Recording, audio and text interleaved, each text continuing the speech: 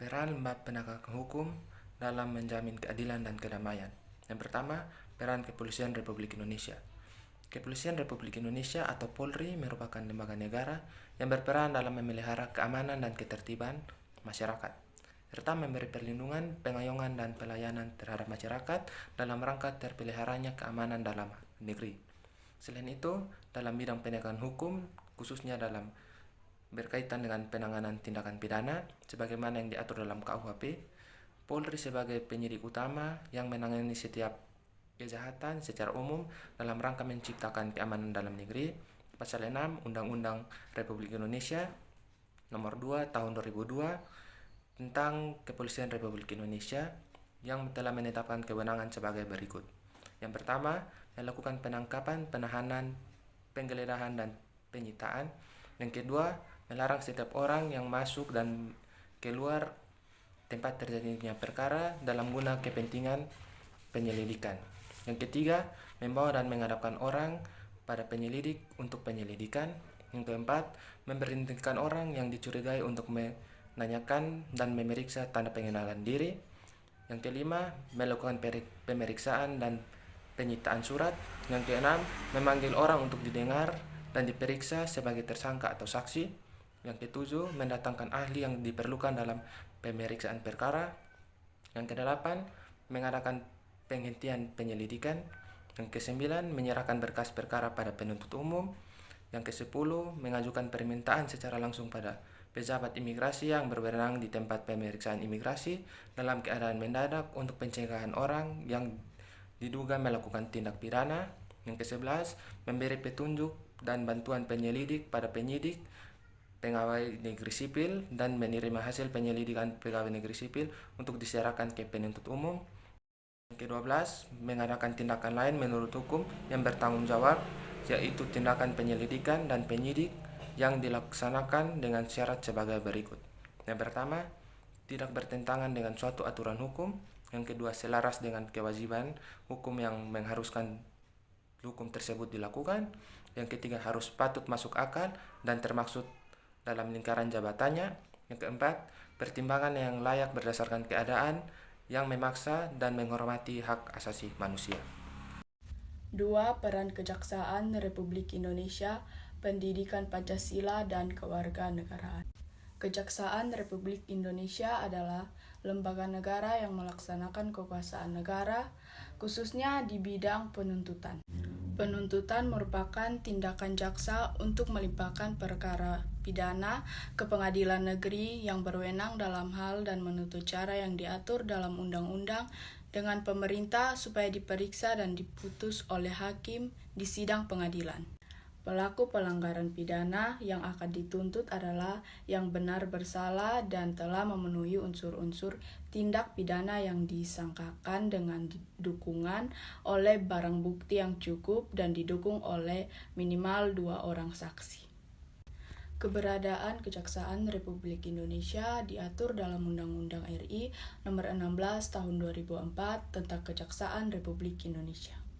Berdasarkan undang-undang tersebut, kejaksaan sebagai salah satu lembaga penegak hukum dituntut untuk lebih berperan dalam menegakkan supremasi hukum, perlindungan kepentingan umum, penegakan hak asasi manusia, serta pemberantasan korupsi, kolusi, dan nepotisme KKN. Kejaksaan RI sebagai lembaga negara yang melaksanakan kekuasaan negara di bidang penuntutan harus melaksanakan fungsi, tugas, dan wewenangnya secara merdeka, terlepas dari pengaruh kekuasaan pemerintah dan pengaruh kekuasaan lainnya. Adapun yang menjadi tugas dan wewenang kejaksaan dikelompokkan menjadi 3 bidang. Berikut: A. Di bidang pidana. Yang pertama, melakukan penuntutan.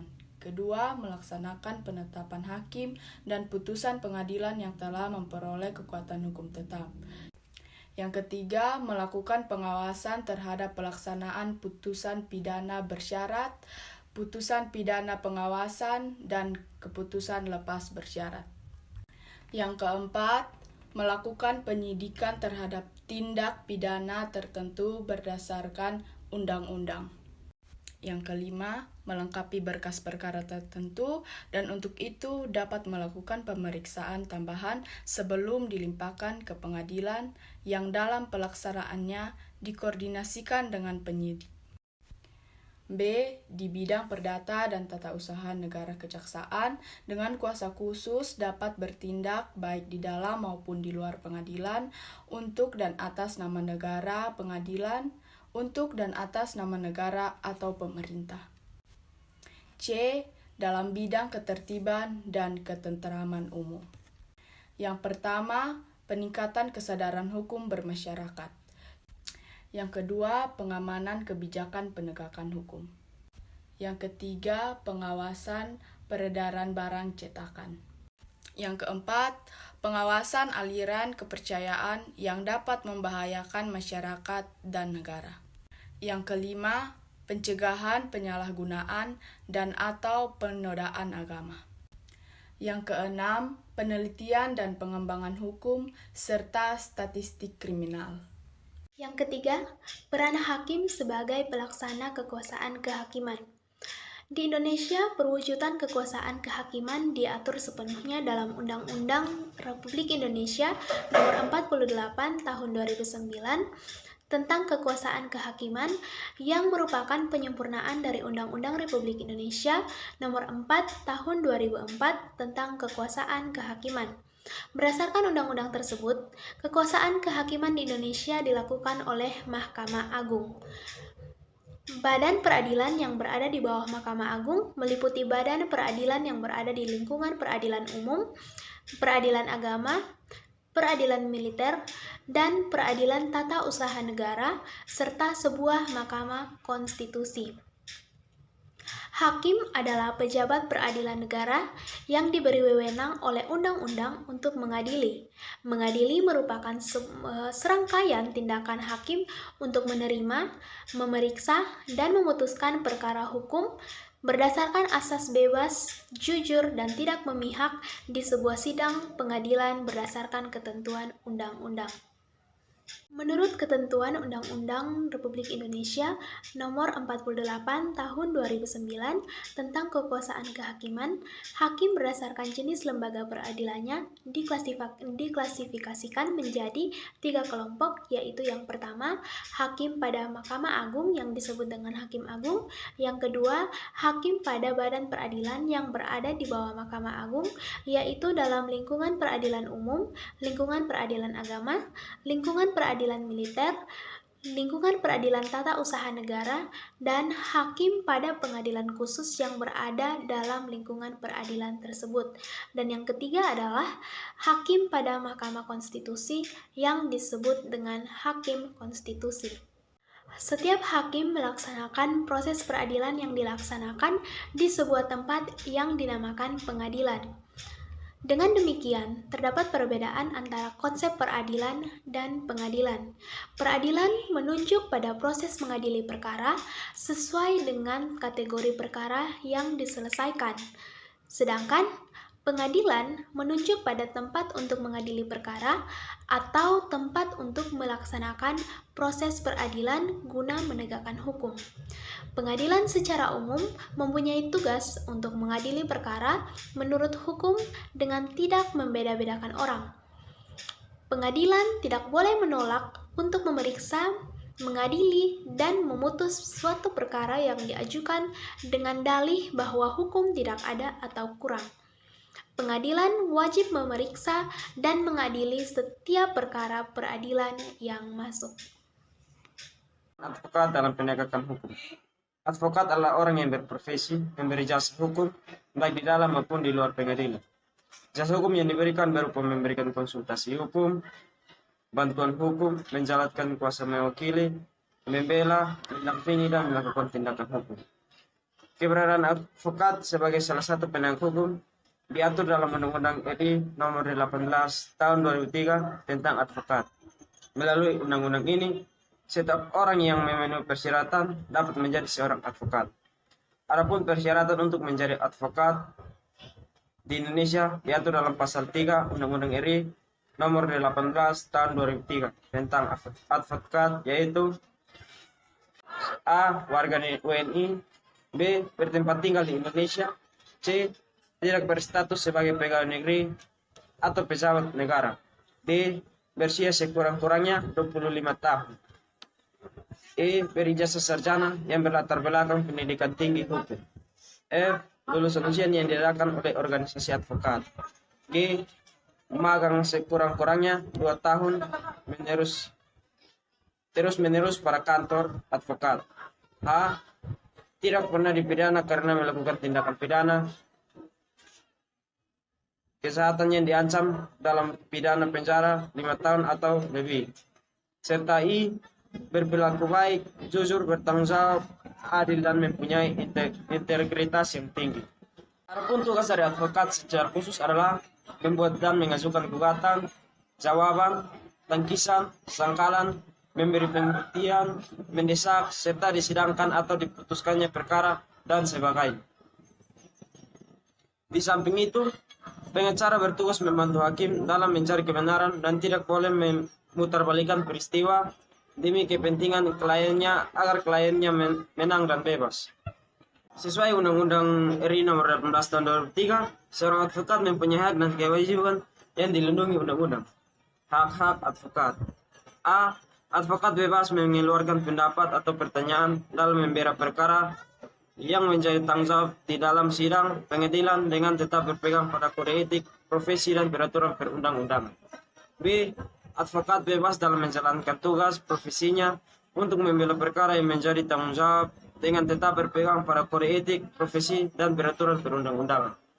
C. Advokat tidak dapat dituntut balik secara perdata maupun pidana dalam menjalankan tugas profesinya dengan etikat baik atau untuk kepentingan pembelaan klien dalam sidang pengadilan.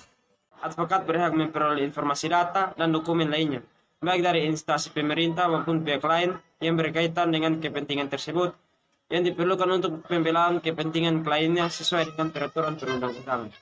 E. Advokat berhak atas kerahasiaan hubungannya dengan klien, termasuk perlindungan atas berkas dan dokumennya terhadap penyitaan atau pemeriksaan, dan perlindungan terhadap penyadap atau komunikasi elektronik advokat.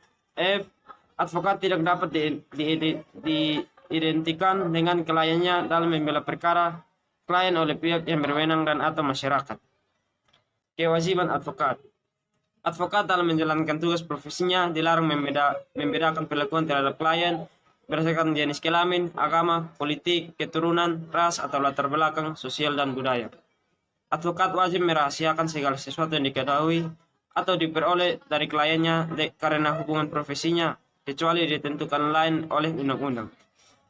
Advokat dilarang memegang jabatan lain yang bertentangan dengan kepentingan tugas dan martabat profesinya. D. Advokat dilarang memegang jabatan lain yang meminta pengabdian sedemikian rupa sehingga merugikan profesi advokat atau mengurangi kebebasan dan kemerdekaan dalam menjalankan tugas profesinya. E. Advokat yang menjadi pejabat negara tidak melaksanakan tugas profesi advokat selama memangku jabatan. Itulah hak dan kewajiban dari advokat. 5. Komisi Pemberantasan Korupsi atau KPK. Komisi Pemberantasan Korupsi atau disingkat KPK adalah sebuah komisi yang dibentuk pada tahun 2003 berdasarkan Undang-Undang Republik Indonesia Nomor 30 Tahun 2002 tentang Komisi Pemberantasan Tindak Pidana Korupsi. Tujuan dibentuknya KPK adalah untuk mengatasi, menanggulangi, memberantas korupsi. Untuk mencapai tujuan-tujuan tersebut, KPK mempunyai tugas sebagai berikut. Yang pertama, koordinasi dengan instansi yang berwenang melakukan pemberantasan tindak pidana korupsi. Yang kedua, supervisi terhadap instansi yang berwenang melakukan pemberantasan tindak pidana korupsi. Yang ketiga, melakukan penyelidikan dan penuntutan terhadap tindak pidana korupsi. Yang keempat, melakukan tindak pencegahan tindak pidana korupsi. Selain memiliki tugas tersebut, komisi ini memiliki beberapa wewenang sebagai berikut. Yang pertama, mengordinasi penyelidikan dan penuntutan tindak pidana korupsi. Yang kedua, menetapkan sistem pelaporan dalam kegiatan pemberantasan tindak pidana korupsi. Yang ketiga, meminta informasi tentang kegiatan pemberantasan tindak pidana korupsi kepada instansi terkait. Yang keempat, melaksanakan dengan pendapat atau pertemuan dengan instansi yang berwenang melakukan pemberantasan tindak pidana korupsi. Yang kelima, meminta laporan instansi terkait pencegahan tindak pidana korupsi. Dalam menjalankan tugas dan wewenangnya ini, KPK berpedoman pada asas sebagai berikut.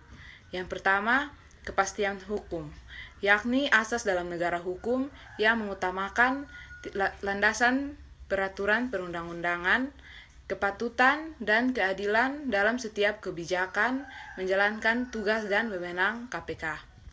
Yang kedua, keterbukaan, yakni asas yang membuka diri terhadap hak masyarakat untuk memperoleh informasi yang benar, jujur, dan tidak diskriminatif tentang kinerja KPK dalam menjalankan tugas dan fungsinya.